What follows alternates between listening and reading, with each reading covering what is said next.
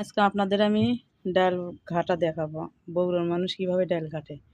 এক একজন এক এক রকম করে রান্না করে, কিন্তু আমি কীভাবে রান্না করি আপনাদের দেখাবো। সঙ্গে থাকুন। আজকে আমি ডাল ঘাটবো, পুঁটি মাছ ভাজবো, তারপরে আলু ভর্তা করব। সঙ্গে থাকুন। আজকে আমরা শুধু শুধু ভাত খাবো।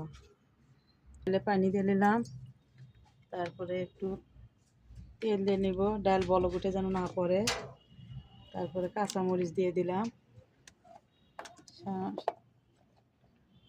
হলুদটা আমি একবারই দিয়ে নিই, সেজন্য সিদ্ধ হলে হলুদের কালারটা সুন্দর, ডালের কালারটা সুন্দর আসে। এই যে আমার ডাল সিদ্ধ হয়ে গেছে, এখন ডাল ঘেটে নিব। এই তো আমার ডাল ঘাটা হয়ে গেছে, এখন পানি দিয়ে নেব।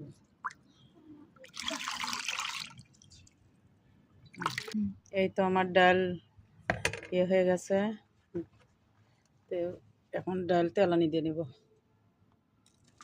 কেউ বলে তেলানি, কেউ বলে বাগার দিয়ে নিব, আর আমরা বলি তেলানি, বগুড়ার মানুষ তো।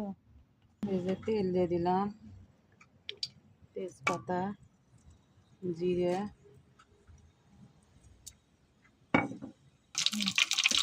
তারপরে পেঁয়াজ, রসুন তেলানিতে দিলাম।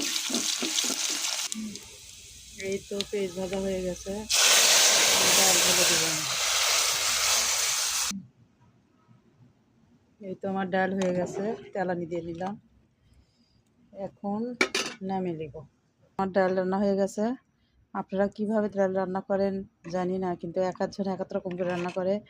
কেউ ধনেপাতা দেয়, টমেটো দেয়, আমি কিছুই দেইনি, শুধুমাত্র ডাল রান্না করছি। কী কী দিয়ে ডাল রান্না করছি আপনারা দেখছেন। হয়তো ডালের কালার সুন্দর আসেনি, হয়তো আজে বাজে কমেন্ট করবেন। সবার রান্না কিন্তু একরকম হয় না, আর দেখতে সুন্দর হলেই যে স্বাদ হয় তাছাড়া তা না।